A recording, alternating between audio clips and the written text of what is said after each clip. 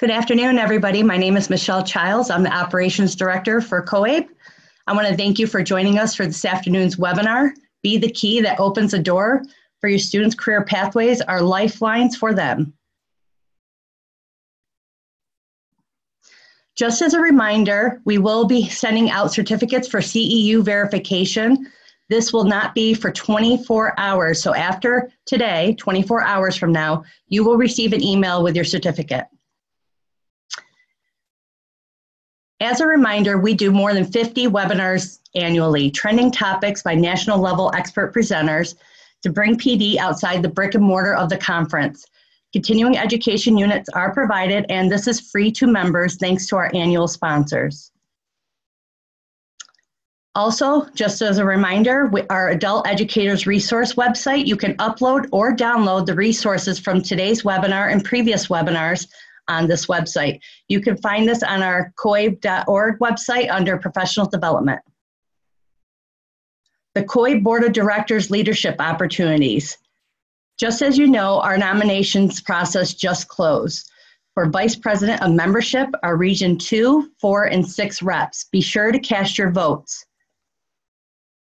Our COABE National Awards, which will be featured at our upcoming conference, offers Teacher, Administrator, and Adult Learner of the Year awards at $10,000 each. Our State Innovator, Workplace of the Year, and Advocate of the Year awards. These will be announced at our upcoming national conference on Monday, April 1st. Educate and Elevate. Our field is staffed over $87 million in funding cuts and successfully added $60 million to the budget.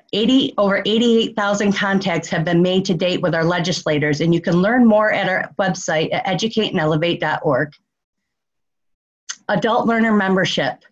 We have both 1 and 2 tiers. One's free and one's $5 a year. This will give your adult learners the benefits of COABE membership at a very low or to free rate.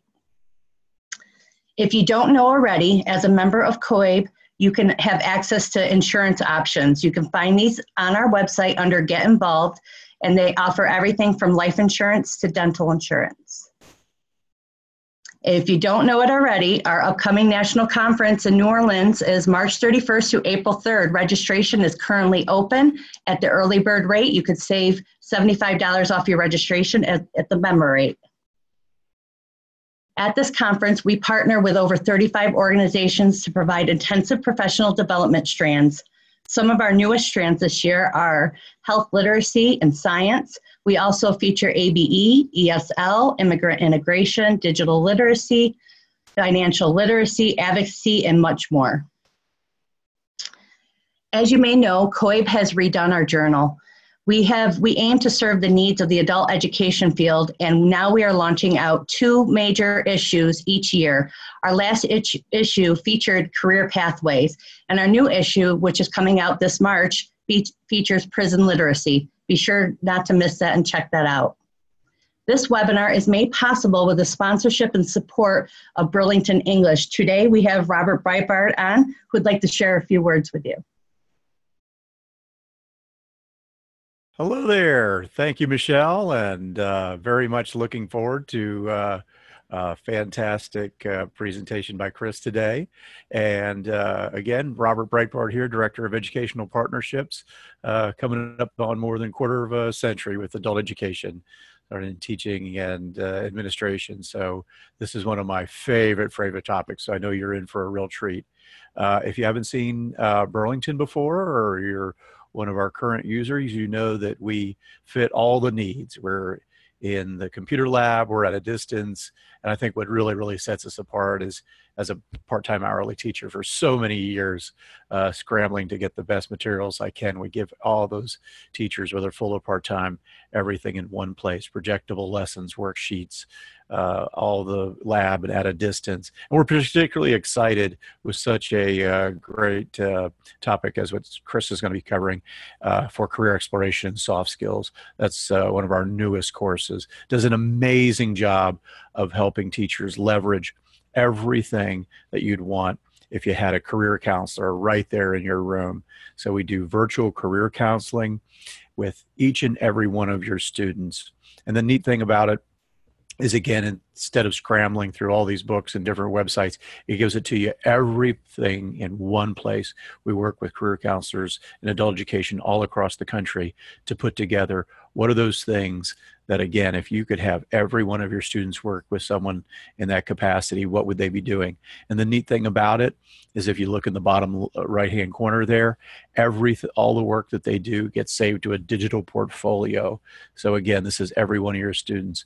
And as I wrap up, think about that busy teacher. One of some of the neatest things that's done is, you don't have to be a career counselor, and that's your trade, and that's your calling, besides what you do in teaching ESL. We introduce topics and all the latest buzz that's all around WIOA, such as career clusters, and again, as students, even though they might be quite some time before they actually get a chance in ESL to actually plan their next step in their career pathway, getting that key, everything that they might get excited about early in their ESL career gets saved to a portfolio. So as the future moves forward, they are ready to take that next step. And again, for those busy teachers, for those students, it's providing all the latest, greatest terminology and letting learners know that there's options, such as a career ladder. And lastly, for this part, I would say that if we're into andragogy and we're into making sure that students know that they really are really directors along with their teachers and support people and administrators of their own learning, we even give them mock opportunities to go through and what would be the next step, what would be life after ESL or HSE. So as you can see here, a mock, with a post-secondary institution for credit. So with that, I'd like to say thank you from all of us at Burlington English. Find out more at burlingtonenglish.com. Click on the Contact Us, and we've got plenty of information. All right, with that, I'll turn it back to Michelle. And Chris, very much looking forward to a great webinar. Thanks so much. Thank you so much, Robert. So I'd like to take a moment and introduce you to our presenter for today. It's Christina Miller. Christina? Thank you, Michelle. It's an honor to be here today, and I look forward to working with everyone that's joining today to provide a great presentation and learn a lot about pathway programs. So we'll get the screen.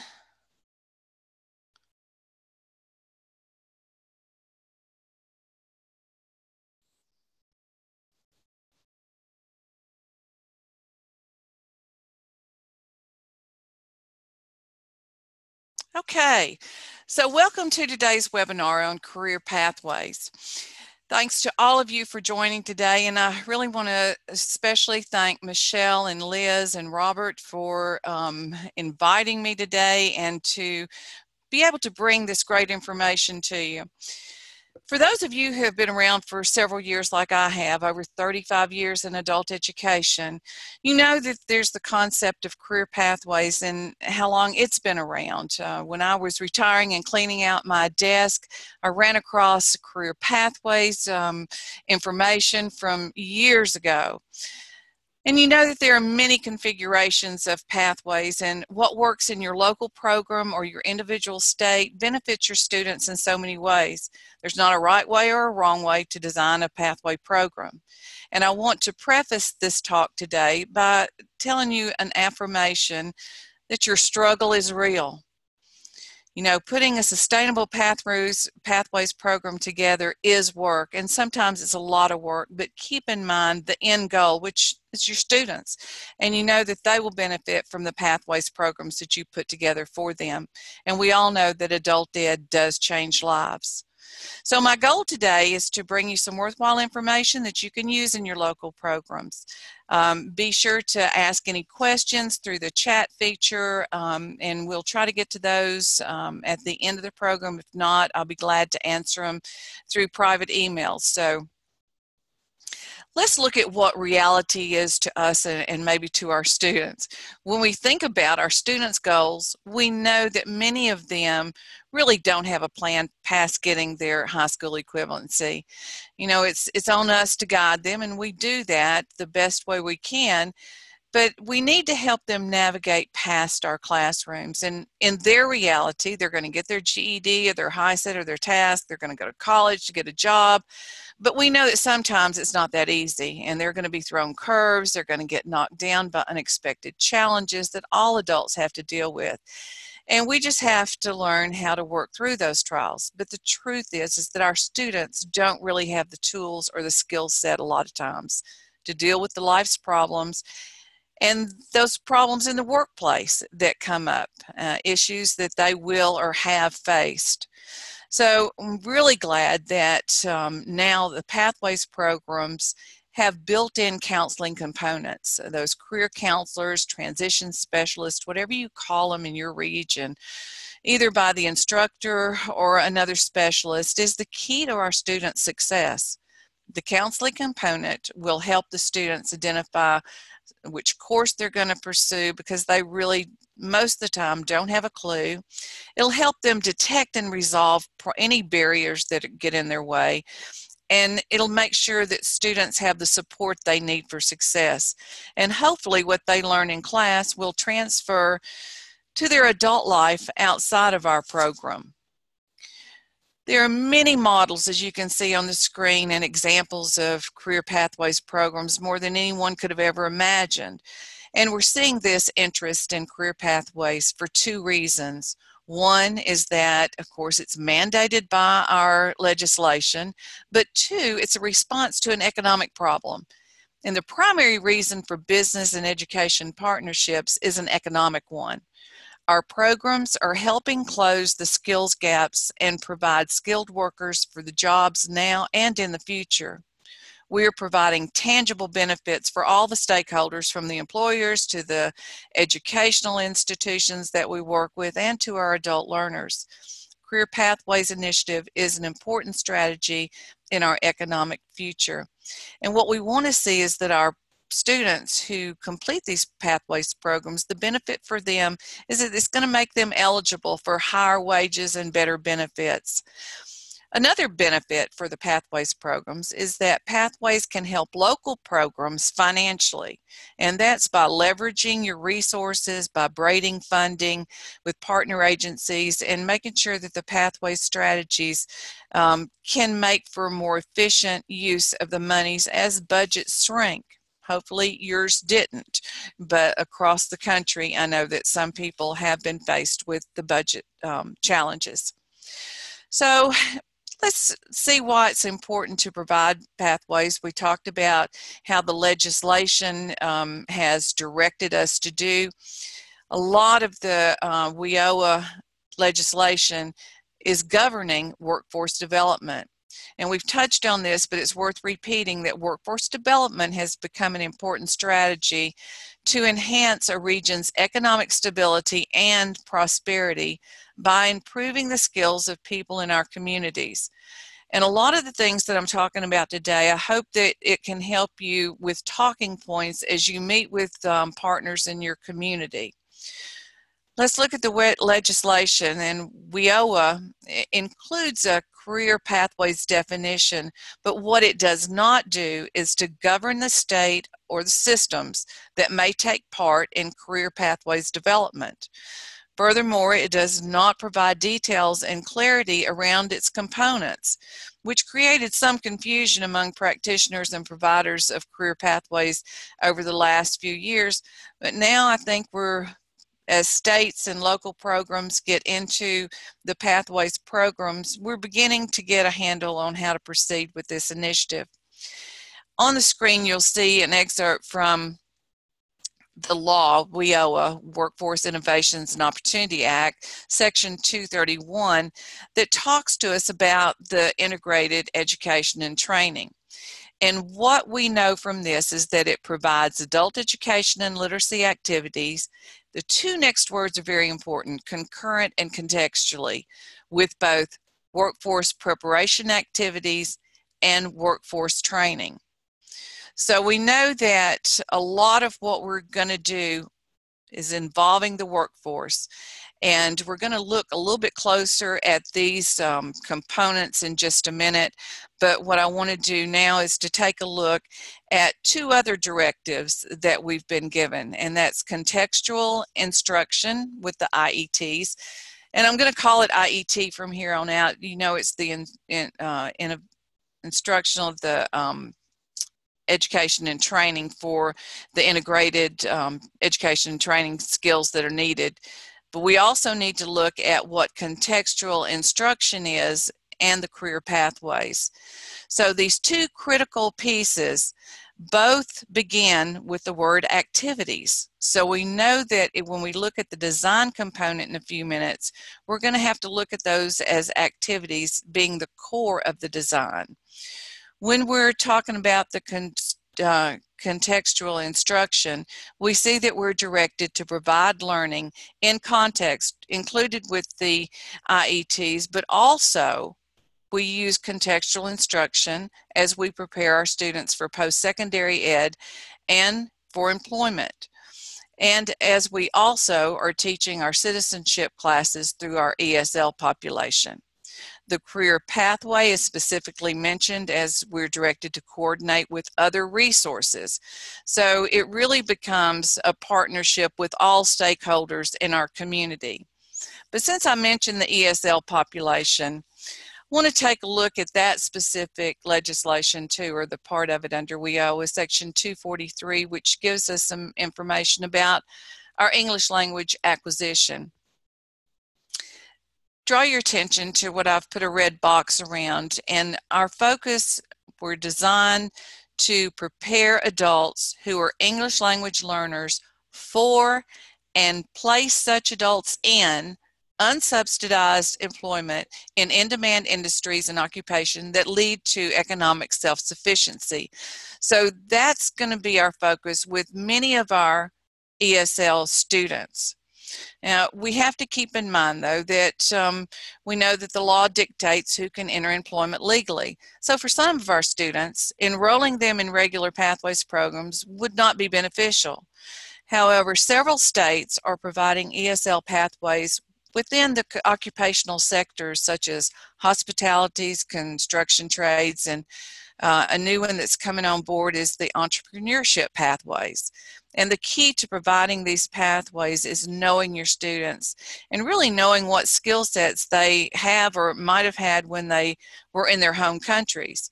So it really boils down, just like it is for our adult ed students, a matter of knowing our students. So with that, let's take a look at the three components that for whatever pathway we're going to be involved with.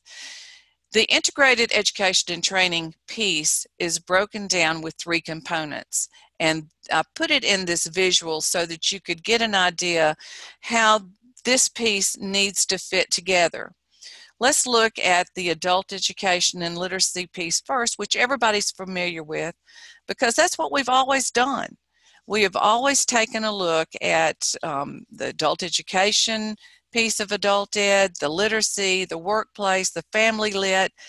So we're already doing most of the activities that are listed. The two key things that have been added are the workforce preparation activities and the integrated education and training. The next component is the workforce preparation. And under workforce preparation, we see that in addition to the basic academic skills, we are tasked with adding critical thinking, digital literacy, and self-management. The next part of this component directs us to include additional competencies of utilizing resources, using information, working with others, etc., which are more employability skills. And really, I think most of us have included that in our curriculum in the classroom already. But it's important to note that now the law directs us to include these activities. And really, they're perfect for pathway lessons. I want to highlight two things in this particular frame, and that's the digital literacy and the self-management skills, because I think those are very important. And to understand that digital literacy is now a little bit different than what we've been teaching. You know, when we were working with our students before and during this 2014 test, we had to teach computer literacy, which gave the students an idea about keyboarding, drop-down boxes, using the editing features. But now, while digital literacy initially focused on those skills and on the computer, the advent of internet and the use of social media has caused us to refocus and to shift to the ability to read for information, write coherently, think critically about the written word. Cornell University offers us a definition that is in the legislation under the 13 considerations, where digital literacy is the ability to find, evaluate, utilize, share, and create content using information technologies and the internet. So a lesson that now has this definition of digital literacy would be for a teacher to give their student an assignment like, what causes a volcano to erupt, and develop a report on your conclusion.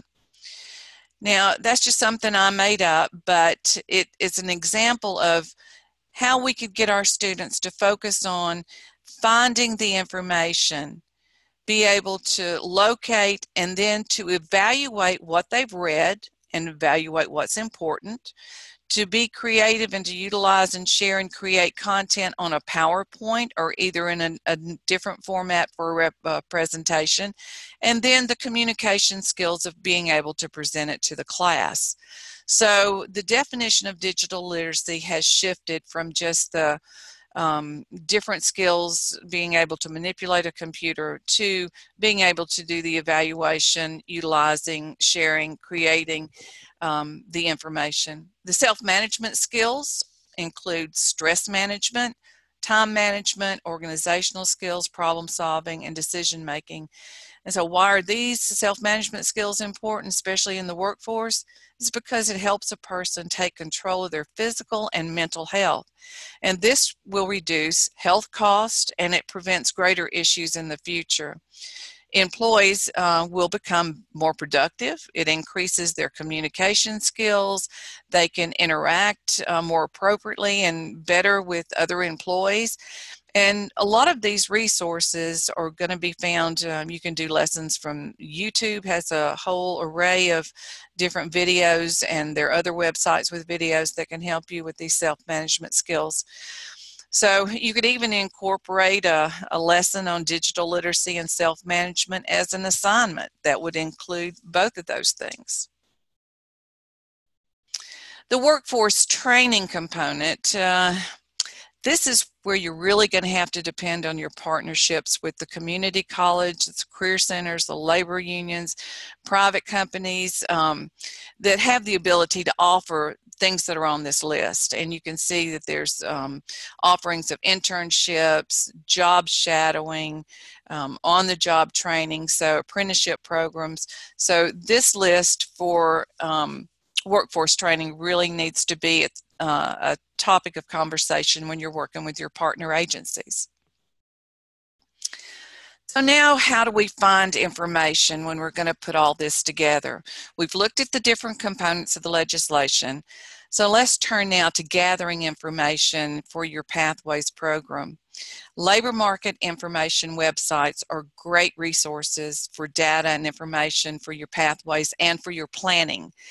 These websites are going to cover a lot of different answers to questions like what jobs and skills employers are looking for, what industries are hiring, where to find employers who are hiring, what working conditions are like for specific industries, what factors can keep you from getting a job, and then which jobs are growing in the future, and other statistics around everything workforce.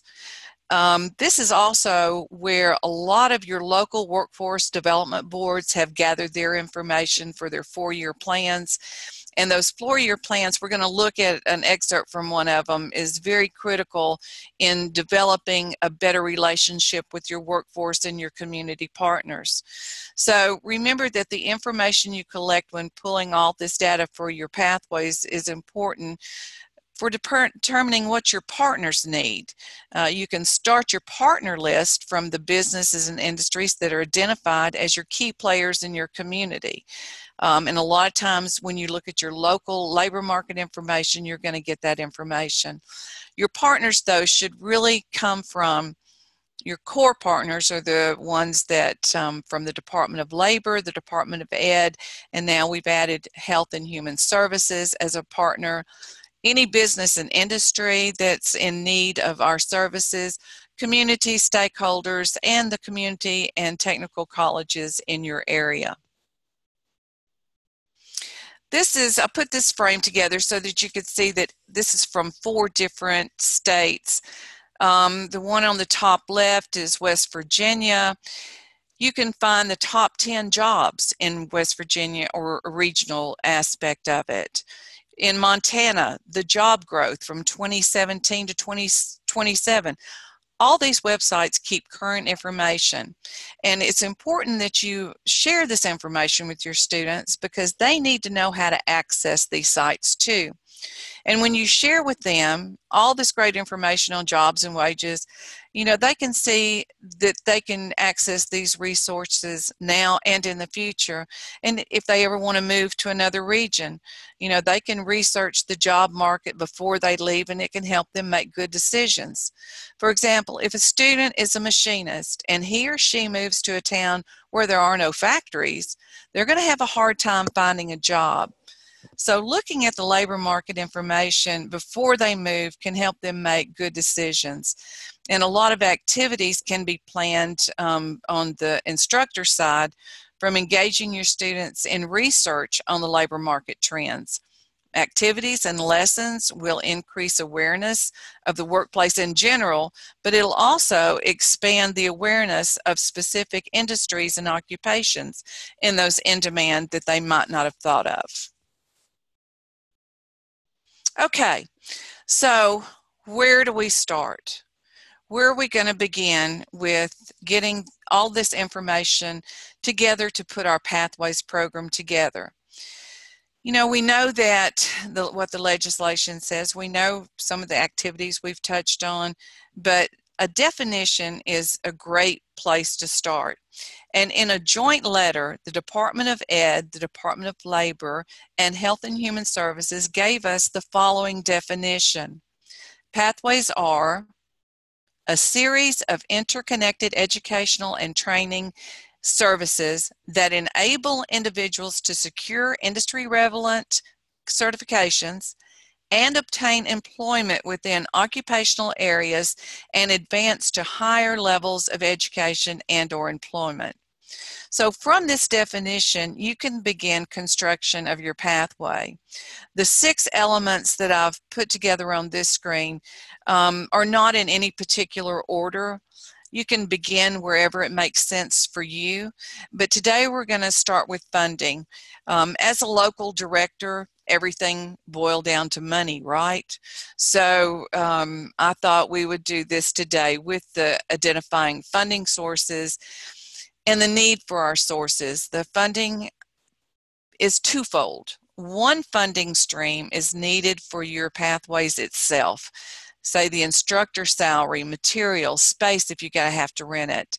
The other funding stream is going to be for your students' tuition, their tools, materials. And from the program's funding standpoint, general adult ed funds that are allowable can be used for your pathways instruction for basic skills and workplace skills as identified in WIOA. But always be sure to check with your state office for guidelines for these allocations. Leveraging resources can stretch out program dollars and really provide better wraparound services than you have in your regular program. Partners can pool monies, and they can pool their monies to provide services to students they have in common. There are students that are going to be common among your partners. Partners can also help with instructional space and different kinds of unique contributions as you run across situations that you need to pose to them that they have that can really be of use for the partnership. You can also look for grants already in place for pathways in your region and see about joining forces and partnering. Reaching out to employers and other agencies already engaged in their local workforce development boards and the career centers, and who are working through established workforce relationships, can really help you save both time and resources. So once your program is established and running well with documented success, it really makes it easier to apply for outside funding, like through the Department of Labor or funds from foundations. The students' funding can come from Pell Grants when they qualify. You can also look to the ability to benefit for qualifying students that are dually enrolled in their high school equivalency and a technical or occupational program. And if your college does not offer ability to benefit, check with your administration and see if they wouldn't be willing to apply for those funds, because they really do help. College foundations, community college foundations sometimes have scholarships for adult ed students. And while some employers will fund tuition for students, if they're enrolled in programs that align with their occupation or their sectors. Students can also benefit from the local career centers who have allowable training programs. They have eligible training providers that are listed that can help students with tuition and other funds. Okay, so then we need to identify the sector or the industry and engage the employer. And, you know, the focus should be directed toward industries that have a need for the skilled workers. That's your main concern. And we find that information in several different places. We've already talked about the labor market information, but look toward your Chamber of Commerce's, your career centers, Department of Labor, and community college instructors are critical. They keep a pulse on their regions. When they have students in their occupational and technical classes, they try to funnel their students into employment situations, so they could be very helpful too. And there's going to be times when you're going to need new pathway programs. So you'll need to add and keep up with the employment trends as they change. Stay current on your offerings and provide opportunities for your students to learn skills which translate into those credentials that are stackable, relevant, and portable from state to state, because a lot of our students move. Be sure to engage your employers in discussions on what skills within the industry are important, because employers are a huge, fantastic resource for classroom activities. And when you're building your instruction, they can be a great help in building that curriculum. This is an excerpt from a local workforce development plan, and as we take a closer look at the very top line that's in bold, and the workforce plans are usually between 25 and 35 pages. They're not long, but they address certain issues. And this one, the excerpt I've got on the screen, is, for example, the knowledge and skills necessary to meet the employment needs of employers in the region, including those in-demand industry sectors and occupations. I'm not going to read this to you, but the first paragraph deals with educational requirements that they find. This one's talking about healthcare was needed in this area. But this next part, the second paragraph, is very informative, where you see that in general, the majority of people hired in this specific region tend to have a high school diploma or equivalency, 34%. The next group do have some college or an associate's degree, 31%. But look at this next sentence. Approximately 19% of those being hired have less than a high school diploma. So that's your target audience. That 19% are the ones you need to be finding and see if they can be participants in the pathway programs. So it's just really important to get a copy of this local workforce plan, find out who has it and get a copy, and you'll find some great information in it. The next sentence talks about the 15 top certifications that employers look for when hiring in the region.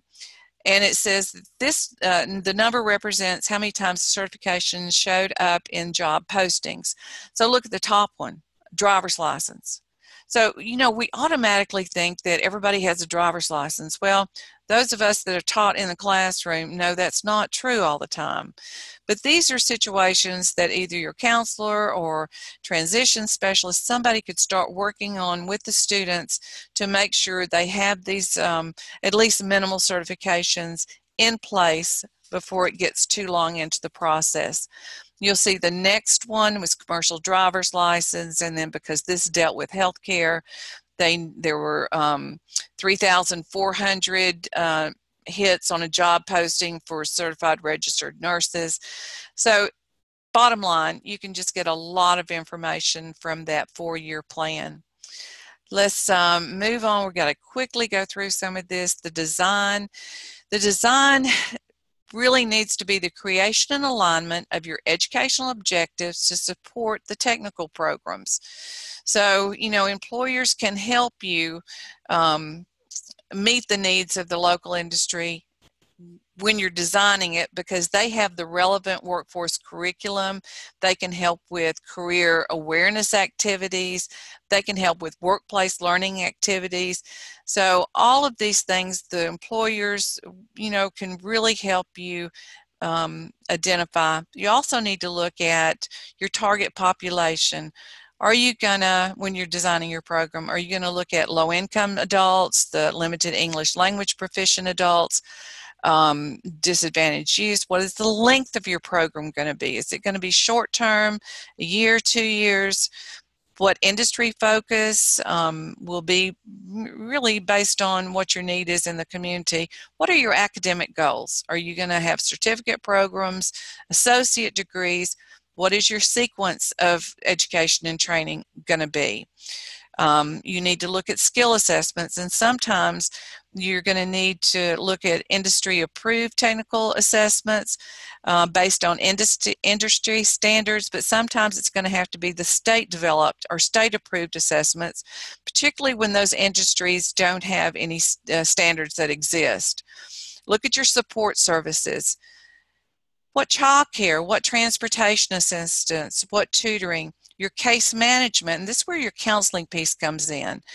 They can assist in identifying the interest and the support services that are needed for your participants. And then how involved is your employer going to be? Make sure all these design features are hammered out before you start talking with your partners. Contextual education or contextualized academic instruction is critical when you have the piece of this within the classroom. And we saw in the legislation that it says we're not only going to do this with the IETs, but we're also going to do it with post-secondary training. We're going to do it with those entering college. So we see that we need to set standards that will correlate to job skills and to basic academic skills, and then concentrate that instruction on those correlated skills, and using industry sectors, specific occupations as the context for those reading, writing, and math instruction to put your curriculum together.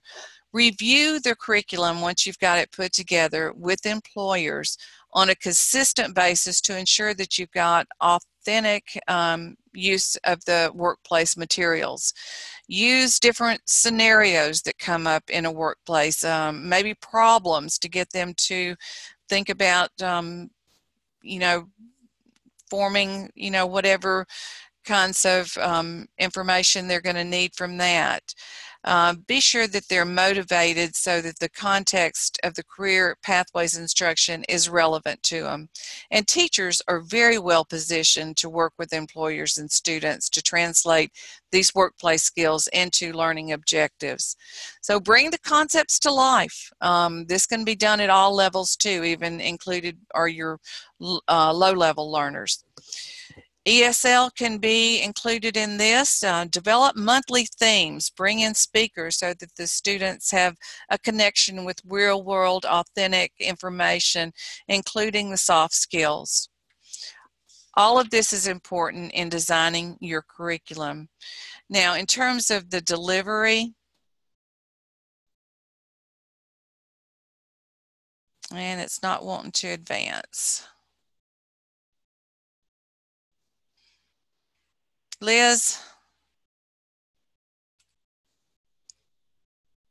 The screen has frozen. Okay, I see. Let me help out for one moment. Okay, because it's just stopped. So you're trying to go on to the next one, correct? Right, uh-huh. Okay.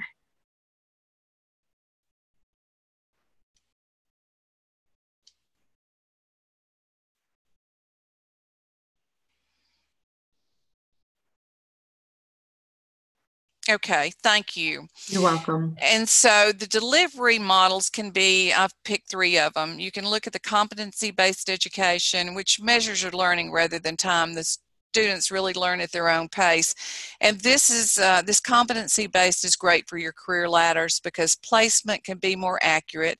The students can move from where they are and move more at a realistic pace for them. Your work-based learning is really the partnership that's going to exist between you and the employers because they can extend that classroom into the workplace by offering the apprenticeship programs, the job shadowing, internships. And then the third one is your accelerated opportunities. And one of the best known for that is the IBEST model. It's nationally recognized as an evidence-based instructional model that supports career pathways. And in that IBEST, 2 instructors are paired in the classroom, one to teach the technical piece and the other to teach the basic skills for the reading, math, writing, and language, so that the skills and the students move faster and can go from the school setting into the jobs faster. Programs can be configured in 2 ways, and sometimes the teachers provide a co-teaching model where they are in the same physical space, and other times teachers are in separate classrooms. One is not any better than the other. It just depends on your particular preference or limitation in the classroom. Okay, next. So the design considerations, we're just going to go over these quickly because we've already discussed these, but who is your pathway intended to serve? Have that identified. How is the pathway going to be designed from a participant's perspective? Always look at, even when you're forming your partnerships, have students on your panel or on your committees because they can give you a different perspective from the employers and from the educational people that are with you. Make sure that you have multiple on-ramps and off-ramps. And this allows for them to earn the credentials, go to work, and then come back as they need to. So that's very important to have that embedded in your program. And then, again, just make sure you have those credentials. We're going to take a look at credentials in a minute a little bit closer. Okay, next. This is a template for a career pathways option, and you'll be receiving this, and I've got another template in the next few slides I wanted to show you, but this will be included with your certificate when it's sent from COA electronically here tomorrow or the next day. Okay, next.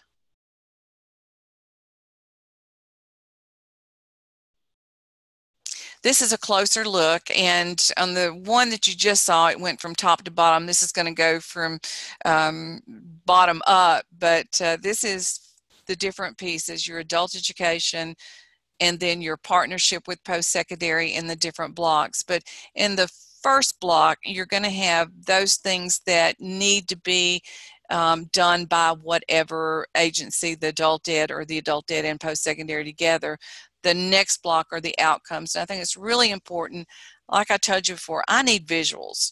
So it's really important to have these visuals not only for your partners, but for the students so that they can get an idea of what you're doing, where they're going, where they are, and this gives you information. You can put anything in these blocks that you want to. This is a CNA option, And as you see, it's got the adult ed enrollment, which would include your intake and your orientation, but then it's got what entry standard are you going to have, what the length is. And as these items are put forth as what they need to do, then they look at the outcomes, and you can see what outcomes, especially when they need to start looking at their barriers and, you know, the structure or support, and then they start receiving the transition services from post-secondary. And then once they get into the partnership that adult ed and post-secondary have, it has different criteria. What is their entry level for them to start at that program? For this CNA option, I put down 10th grade, you know, but not quite at their high school equivalency yet. So they're working on that. Be sure you've got the requirements like the drug screening done, the immunizations done, so that they don't have anything that holds them back when they finish their coursework. And the coursework, I'm going to hold that thought for just a second. Go on to the next screen. This is where you have the on-ramps and the off-ramps, and you could put any, this, like I said, is a CNA, and it could be anything, but a student could go through the adult ed post-secondary partnership, and then go into post-secondary for this clinical lab or phlebotomy tech, get their certification, go to work, and then come back. And they have a visual, so it shows them what levels to anticipate. Okay? This is the coursework. I said, hold that thought. Yours will be different, but these are the course requirements for a certified nursing assistant in our area. And it has the 3 clinical items. The first 3 are clinical courses. The second 2 are non-clinical. But as you see under the credit hours, they accrue 16 credit hours to get their certified nursing assistant program. That's something nobody can take away from them. And it's a credential that they can have when they leave the program or go on to the phlebotomy and keep going. Okay? This is just another template. It's a different, little bit put together differently. It's a career plan. This again is healthcare, but once you get it, you can look at it and change it. It's in a Word doc, so you can use it and plug in what you need to plug in and just see how it would fit for you. Okay? So, building cross-agency partnerships, we've already talked to this a little bit.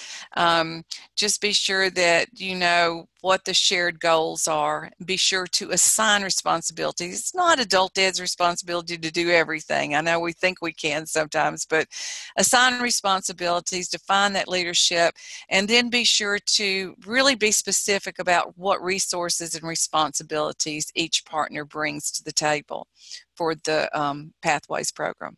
Okay? Okay, multiple partners, multiple policies. We want to have a seamless way through it, but a policy will help you. It really is a system where you can set forth some principles that will guide your decisions and achieve rational outcome. So your policy is really just a statement of intent, and it's implemented as a procedure or just a protocol. But articulate your policy goals, gather the information you need, check out sample policies, and then develop one of your own, write it, review the policy. And when you write the policy, use simple words and concepts. You don't have to speak legalese, but you do need to be clear and have a clarity of understanding so that you can avoid trouble in the futures. It'd be great if we didn't have any, but you know, from time to time, and especially when you've got so many dynamics in one room, it really is good to put this on paper. And you may determine that a policy is necessary, but you also may have something like an MOU or an MOA that's needed, but just be sure you have a working template as a starting point. Okay?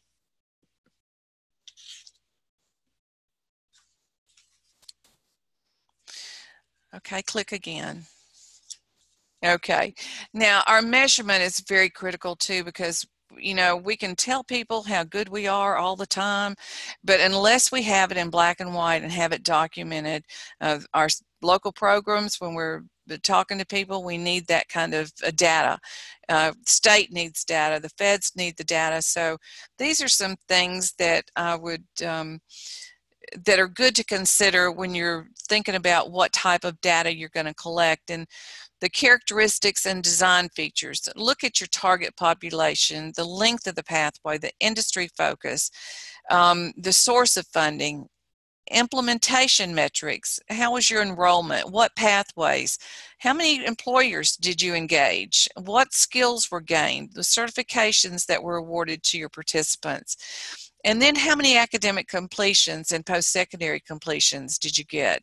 And in the employment outcomes, be sure to look at how well they stayed with the employment, how long they were employed, what kind of beginning pay they get, and if you do some follow-up, what kind of gains they got after they received certifications and degrees, and then whether it was full-time or part-time. Another important data point that I think is worth mentioning is your curricular evaluation, which is some of the most important information to determine if your curriculum is working and to provide what students need and employers want. And you want to collect as much feedback from the employers about how students are working out. And this will give you details for making adjustments when it's needed. And lots of curriculum development depends on the formative process. In a formative evaluation, and sometimes we talk about it as an internal, but it's a method for judging the worth of a program while the program activities are still forming, while they're in progress. So this part of the evaluation focuses really on the process. And it permits directors, instructors, the learners themselves, or managers on monitoring how well the instructional goals and objectives are being met. And it really is the main purpose is to catch any deficiencies as soon as possible so that the proper learning inventories and interventions can take place that allow your learners to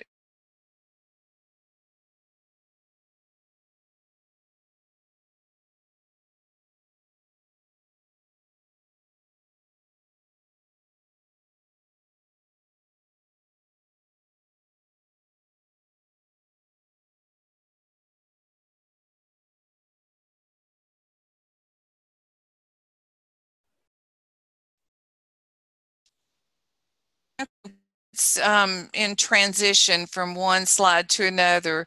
Let's talk about more considerations for data tracking, just some things that might be important. The tracking process, who's going to have the shared data and who's responsible for those outcomes. Like I said, adult ed doesn't have to be responsible. How is your data going to be collected? Who can have access to it?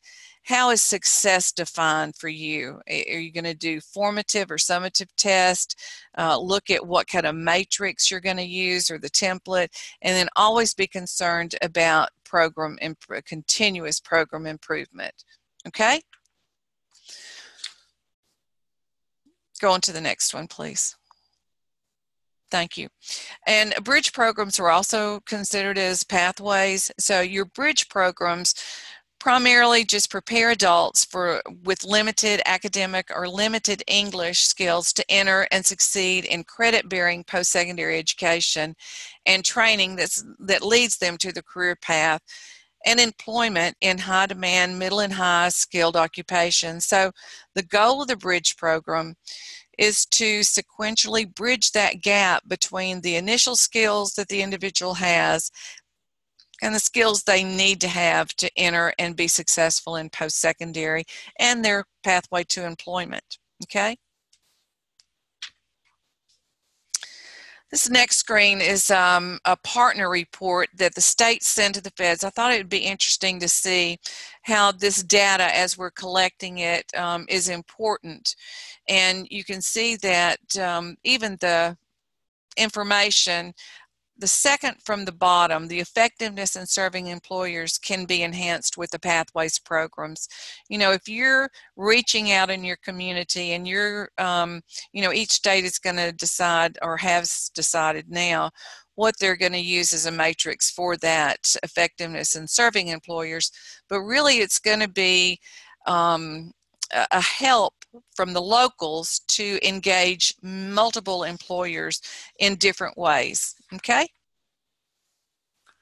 Next screen talks about the certifications, and just some things I want you to take into consideration and be mindful of, that the students really are going to benefit from certifications that are portable and they're stackable. If your state uses the work keys for the National College and Career Readiness Certificate, that's always good for their resumes. And then any occupational certificates and certifications that are available. You've got different national institutes and national recognized credentials from metalworks, from manufacturing, from welding. Just investigate, and really a lot of times your career college, your community college partners can give you a lot of information on this. They also need to be given information and practice on employer level soft skills. Be sure to be on time. Be sure to, you know, be at work when you're supposed to be. Have a good attitude. So all of these things are very important to make sure that your students have the skill sets that they're going to need to be successful. Okay? Additional soft skills to think about in the workplace, dependability, our workplace expectations, reliability, personal management again, being ethical, responsible, professional, getting along with others. That's critical to success. Having self-motivation, be self-starters, and being adaptable when they're at work. So all of these soft skills are really important and need to be included along with the technical and occupational skills. Okay? And the last slide talks about just a recap of the things that we've talked about today. Look at your program of study that it's aligned with the industry growths in your sectors in your area. Make sure that you're actively involved with your employers, engage them, that you have a career awareness piece for exploration and development, that you have hands-on contextualized curricula that will meet the needs of your students for the academic piece and the soft skills. Be sure that employability skills are developed, that you have multiple on-ramps and off-ramps, that the work-based learning opportunities are there, that your certificates and degrees are aligned with the industries that they're studying for.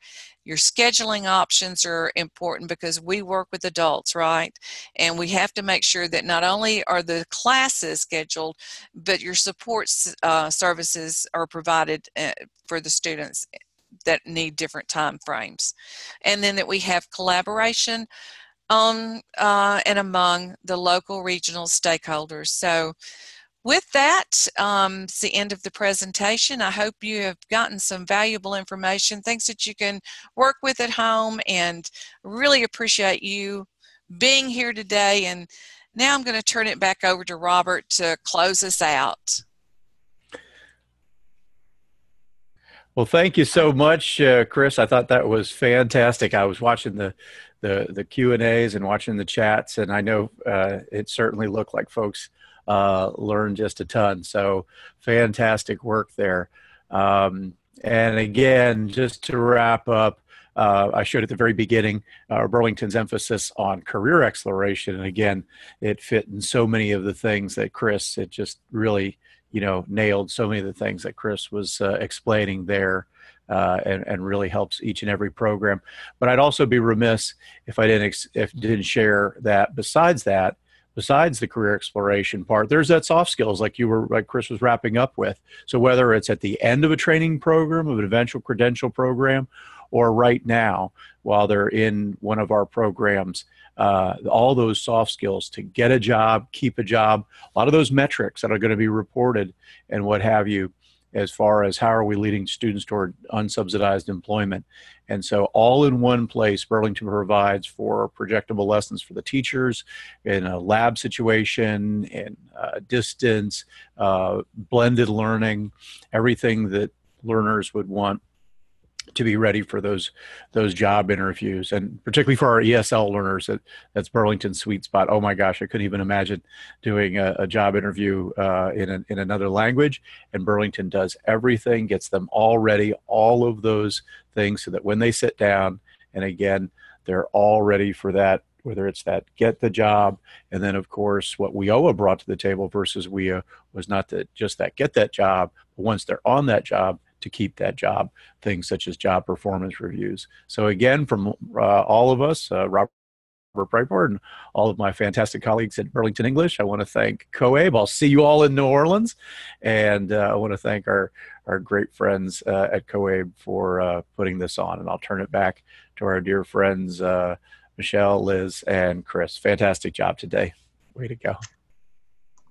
Thank you so much, Robert. We appreciate Burlington's sponsorship of this webinar. Without them, we would not be able to offer it free to our members. And we want to thank you, everyone who's joined us today. As a reminder, in 24 hours, our CEU certificates will be emailed to you. If you have any questions or concerns after that, you can email support@coabe.org. Also, within the next day or two, you can find a copy of this recording, as well as Christine's PowerPoint presentation on our website under the Professional Development Webinar Resources. Thank you again, everybody. You have a great day. Take care.